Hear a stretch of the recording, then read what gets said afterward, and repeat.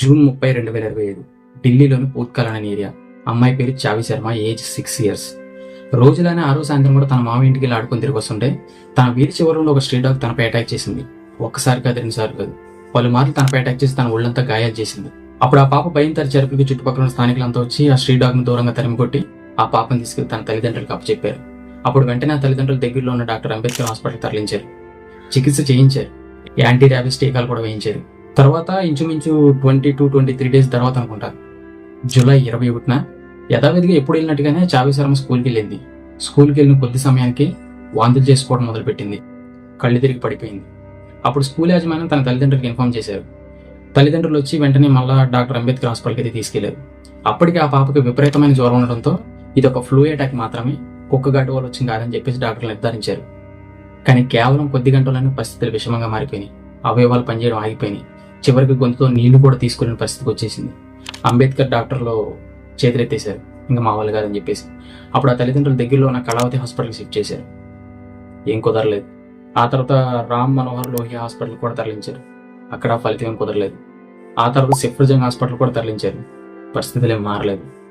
ఆ తర్వాత July 25న పితాంపూర్లో private hospital తరలించారు. కానీ అప్పటికే పరిస్థితులు మొత్తం చేదాటిపోయింది. జూలై 26న పితాంపూర్లో ప్రైవేట్ హాస్పిటల్లో చికిత్స పొందుతూ చావి శర్మ, అంటే తనని ముద్దుగా బిట్టు అని పిలుచుకుంటారంట, చనిపోయింది. ఈ పాప మరణానికి ర్యాబిస్ అని, ఈ పాపను కరిచిన కుక్కకి ర్యాబిస్ అనే వ్యాధి ఉంది, ఆ వ్యాధితో బాధపడుతుంది. సో ఆ కుక్క నుంచి ఈ పాపకి ర్యాబిస్ వ్యాధి సోకిందని చెప్పేసి డాక్టర్లు నిర్ధారించారు. ఇలా 1 కాదు 2 కాదు, దేశవ్యాప్తంగా చాలా కేసులు నమోదయ్యాయి.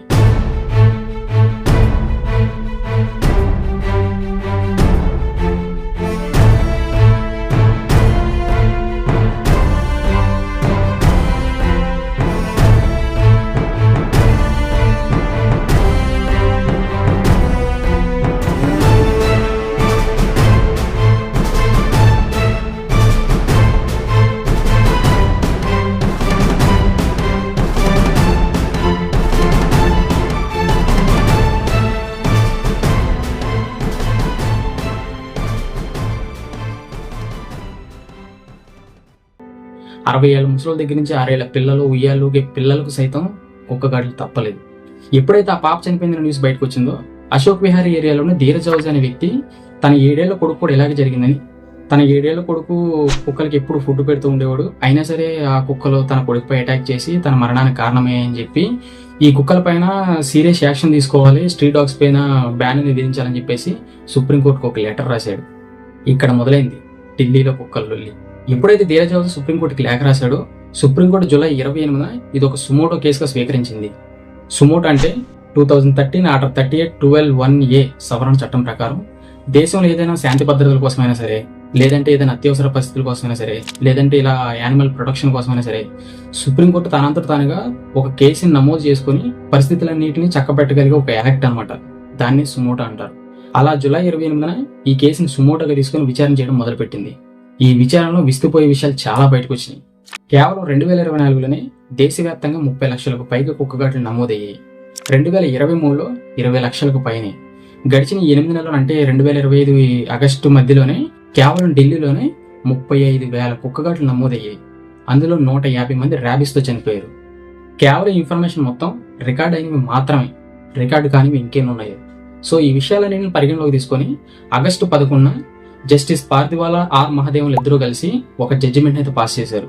ఢిల్లీలోని ఎన్సీఆర్ ప్రాంతం పరిధిలో ఉన్న ప్రతి స్ట్రీట్ డాగ్ ని పట్టుకుని వాటికి సెటిలైజేషన్ అండ్ వ్యాక్సినేషన్ చేసి షెల్టర్స్ లో పెట్టి ఫుడ్, వాటర్ అన్ని సప్లై చేయాలి. వీలైనంత తొందరగా, అంటే కేవలం 8 వారాల్లోనే ఇదంతా పూర్తి చేయాలి. ఒకవేళ ఈ తీర్పుకి ఎవరైనా ఎదిరించినా, ఈ తీర్పుకి ఎవరైనా ఎదురొచ్చినా వాళ్ళపైన సీరియస్ యాక్షన్ తీసుకోవాలని చెప్పేసి ఎంసీడీకి ఒక నోటీస్ జారీ చేసింది. ఎంసీడీ అంటే municipal corporation of Delhi. So ఇక్కడి నుంచే ఢిల్లీలో క్యాలిక్యులేషన్స్ మొదలయ్యాయి. ఢిల్లీ వ్యాప్తంగా అసలు ఎన్ని స్ట్రీట్ డాగ్స్ ఉన్నాయో తెలియదు, అవి ఎలాంటి పరిస్థితులు ఉన్నాయో తెలియదు. సో కొన్ని అంచనాలకు రావడం మొదలు పెట్టారు. 2009లో ఢిల్లీలో ఒక సర్వే జరిగింది. ఆ సర్వేలో కేవలం ఢిల్లీలోనే 5 లక్షల కుక్కలు ఉన్నాయని చెప్పేసి ఒక రిపోర్ట్ ఇచ్చారు. గడిచిన ఈ 16 సంవత్సరాల్లో మళ్ళీ అలాంటి సర్వే ఏది జరగలేదు. సో 2009 సర్వేని అంచనాగా తీసుకొని ఇప్పుడు ఇంచుమించు ఒక ఢిల్లీలో 10 లక్షల కుక్కలు ఉన్నాయని చెప్పేసి ఒక అంచనా వేశారు. వాటన్నింటిని పట్టుకుని షెల్టర్స్ లో పెట్టడం అనేది అంత తేలికైన విషయం కాదు. దానికి చాలా మ్యాన్ పవర్ కావాలి, చాలా ఎక్కువ మొత్తంలో ఖర్చు అవుతుంది.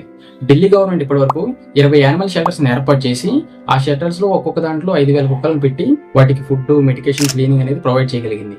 ఇప్పుడు కొత్తగా కొన్ని షెల్టర్స్ ఏర్పాటు చేసి ఇప్పుడు పట్టుకున్న ప్రతి స్ట్రీట్ డాగ్ ని తీసుకెళ్లి ఆ షెల్టర్స్ లో పెట్టాలని చెప్పేసి సన్నాహాలు అయితే జరుగుతున్నాయి అనమాట. ఈ డాగ్స్ ఇష్యూ అనేది కేవలం ఢిల్లీలో మాత్రమే కాదు, యావత్ భారతదేశం మొత్తం ఉంది. కానీ సుప్రీంకోర్టు అనేది కేవలం ఢిల్లీలో మాత్రమే పట్టుకోమని ఆర్డర్స్ ఇచ్చింది. ఎప్పుడైతే సుప్రీంకోర్టు ఈ నోటీసు జారీ చేసిందో యానిమల్ యాక్టివిస్టులు, యానిమల్ లవర్లు, ఎన్జిఓలు వీళ్ళందరూ రోడ్లపైకి వచ్చి ధర్నా చేయడం మొదలుపెట్టారు.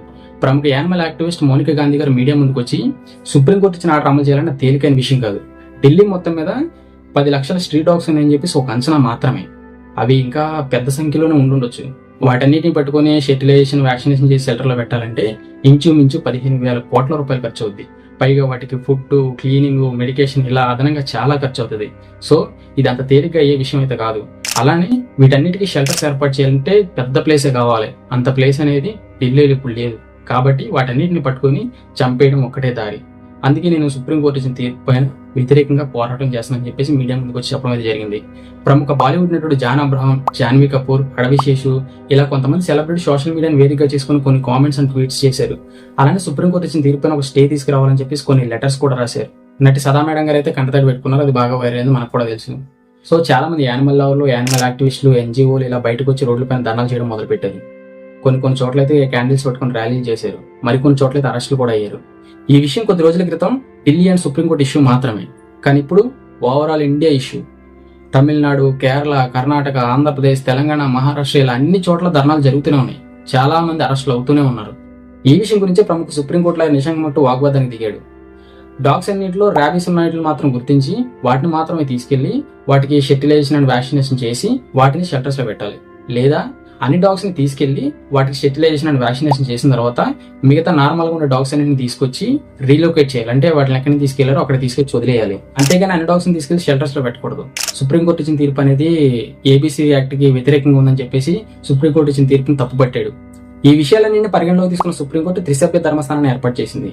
అప్పుడు కేంద్ర ప్రభుత్వం తరఫున జనరల్ తుషార్ మెహతా మాట్లాడుతూ డాగ్స్ రీలొకేషన్ వ్యతిరేకించే వారి సంఖ్య చాలా తక్కువ, బాధితుల సంఖ్య ఎక్కువగా ఉంది కాబట్టి మనం మెజారిటీ వైపు మాట్లాడాలి. సో సుప్రీంకోర్టు తీసుకున్న నిర్ణయానికి నేను ఏకీభవిస్తున్నాను, మేము మద్దతు తెలుపుతున్నాం అని చెప్పేసి చెప్పడం అయితే జరిగింది. అలానే నాన్ వెజ్ తింటూ అంటే కోడి మాంసం, మాయ మాంసం, చేపలు, రొయ్యలు ఇవన్నీ తింటూ జంతువుల పైన ప్రేమ ఎట్లా చూపిస్తారని చెప్పేసి ఒక క్వశ్చన్ అయితే రేజ్ చేశాడు. ఈ క్వశ్చన్ కి యానిమల్ లవర్స్ మామూలుగా ఫైర్ అవ్వలేదు. గవర్నమెంట్ కి యానిమల్ లవర్స్ కి ఒక వారే జరిగింది. అప్పుడు కొంతమంది బయటకు వచ్చి గోవాను ఒక ఎగ్జాంపుల్ గా చూపించారు. 2014లో గోవాలో ఇలాంటి ఇష్యూ బయటకు వస్తే అక్కడ గవర్నమెంట్ ఏం చేసిందంటే ఏబీసీ అండ్ సిఎన్విఆర్ యాక్ట్ ను ముందు పెట్టి అన్నిటికి అంటే అక్కడ ఉన్న స్ట్రీట్ డాగ్స్ అన్నిటికి సెటిలైజేషన్ అండ్ వ్యాక్సినేషన్ చేసి మళ్ళా తీసుకెళ్లి రీలొకేట్ చేసింది. అంటే ఎక్కడి నుంచి తీసుకొచ్చారు అక్కడ వదిలేసింది. సో అప్పటి నుంచి ఇప్పటి వరకు గోవాలో ఒక్క ర్యాబీస్ కేసు కూడా నమోదు అవ్వలేదంట. అక్కడ డాగ్స్ అన్ని కంట్రోల్ అయినాయి అంట అని చెప్తున్నారు. ఒక రికార్డు కూడా ఉంది, అది కూడా 2014లో. సో దాన్ని ముందు పెట్టి ఏబీసీ అండ్ సిఎన్విఆర్ తో పనిచేయాలి, కలిసి పనిచేయాలని చెప్పేసి కొంతమంది నిరసన తెలుపుతున్నారు. ఏబీసీ అంటే యానిమల్ బర్త్ కంట్రోల్, సిఎన్విఆర్ అంటే క్యాచ్, న్యూటర్, వ్యాక్సిన్, రిటర్న్. ఈ పద్ధతిని అమలు చేయాలని చెప్పేసి చాలా మంది నిరసన తెలుపుతున్నారు. ఇప్పటికి కూడా చాలా చోట్ల నిరసన జరుగుతూనే ఉన్నాయి. అందుకోసం అని చెప్పి సుప్రీంకోర్టు దిగొచ్చి ఏబీసీ అండ్ సిఎన్విఆర్ యాక్ట్ ని ముందు పెట్టి పట్టుకున్న స్ట్రీట్ డాగ్స్ అన్నింటికి వ్యాక్సినేషన్, సెటిలైజేషన్ చేసిన తర్వాత అందులో ర్యాబీస్ ఉన్న వాటిని తీసుకెళ్లి షెల్టర్ లో పెట్టాలి, మిగతా వాటిని తీసుకెళ్లి రీలొకేట్ చేయాలి, ఎక్కడిని తీసుకొచ్చారు అక్కడ వదిలేసేయాలి అని చెప్పేసి ఒక తీర్పునైతే ఇచ్చింది. దాంతో పాటు ఎవరైతే రోడ్ల మీదకి వచ్చి నిరసన చేశారో, యానిమల్ లవర్స్ అంటూ చెప్పుకుంటూ ఎవరైతే ధర్నాలు చేశారో, ఎవరైతే ర్యాలీలు చేశారో, ఎవరైతే అరెస్ట్లు అయ్యారో వాళ్ళందరూ పేరు పేరున మనిషికి ఒక్కరు చెప్పిన 25,000 రూపాయల నుంచి ₹1,00,000 వరకు కోర్టుకి అప్పచెప్పాలని చెప్పేసి, అంటే కోర్టుకి ఇవ్వాలని చెప్పేసి నోటీసులు అయితే జారీ చేసింది. ఆ డబ్బులు పెట్టే ఈ స్ట్రీట్ డాగ్స్ అన్నిటికి వ్యాక్సినేషన్ అండ్ ఫుడ్ గిడ్డు అన్ని చూసుకుంటామని కూడా చెప్పింది. అలానే ఎక్కడ పడితే అక్కడ స్ట్రీట్లు అంటే ఎక్కడ పడితే అక్కడ, ఎక్కడ ఏ ఇంట్లో పడితే ఆ ఇంట్లో అంటే ఇంటి ముందు గేట్ ముందు అట్లా అక్కడ ఎక్కడ డాగ్స్ ఫుడ్ పెట్టద్దు. ఫుడ్ పెట్టడానికి కొన్ని షెల్టర్స్ అనేవి ఏర్పాటు చేస్తాం. వాటికి అక్కడికి మీరు తీసుకొచ్చేసి ఫుడ్ అనేది డాగ్స్ కి పెట్టాలి, అంతేగాని ఎక్కడ పడితే అక్కడ పెట్టకూడదని చెప్పేసి స్ట్రిక్ట్ రూల్ అయితే ఒకటి తీసుకొచ్చింది అనమాట. అది కూడా ఈ డాగ్ లవర్స్ అంటూ రోడ్డు పైకి వచ్చి ధర్నాలు చేసిన వాళ్ళందరికీ కొద్ది రోజుల్లో నోటీసులు వెళ్తాయి. ఆ నోటీసులు బట్టి 7 వారాల్లోనే అమౌంట్ అనేది కోర్టుకి కట్టాలన్నమాట. సో అలా అని చెప్పేసి కోర్టు అయితే నిర్ణయం తీసుకుంది. సో ఇది ఇప్పుడు అప్పుడే తేలిన వ్యవహారం అయితే కాదు, కాకపోతే జరుగుతుంది. ఇంకా కొద్ది నిరసనలు అయితే జరుగుతాయి, ఇంకా కొద్ది మొత్తంలో ఫైట్ జరగాల్సి ఉంది. ఆ తర్వాత ఒక కొలిక్కి వస్తుంది అనమాట. సో ఇప్పుడు నా పాయింట్ ఆఫ్ వ్యూ మాట్లాడుకోవాల్సి వస్తే సుప్రీంకోర్టు తీసుకున్న నిర్ణయంలో మంచి ఉంది, చెడు ఉంది. మంచి ఏంటంటే ఈ డాగ్స్ అన్ని పట్టుకెళ్ళి స్టెరిలైజేషన్ అండ్ వ్యాక్సినేషన్ చేసి షెల్టర్లో పెట్టడం వల్ల ర్యాబిస్, అతి భయంకరమైన ర్యాబిస్ అనే వ్యాధి వ్యాప్తి చెందకుండా ఆగిపోద్ది. అదొక రీజన్ అయితే, ఈ డాగ్స్ వల్ల ఎక్కువగా అటాక్ గురైన వాళ్ళు 10 సంవత్సరాల లోపు పిల్లలు ఉన్నారు. చాలా మంది చనిపోయారు కూడా. కొన్ని రికార్డ్ అవ్వలేదు, కొన్ని రికార్డ్ అయినాయి. అలా అంటే పెద్దవాళ్ళ కంటే పిల్లలు ఎక్కువగా ఎఫెక్ట్ అవుతున్నారు కాబట్టి అది కూడా తగ్గే అవకాశం ఉంది. అలానే బ్యాడ్ ఏంటంటే, ఈ డాగ్స్ అన్నింటిని తీసుకెళ్లి స్టెరిలైజేషన్ చేసి వ్యాక్సినేషన్ చేసి షెల్టర్స్ లో పెట్టడం అనేది అంత తేలికైన విషయం కాదు, అంత తక్కువ అమౌంట్ అయ్యేది కాదు. మన జీడీపీ పరంగా దానికి 15,000 కోట్లు ఖర్చు పెట్టలేం.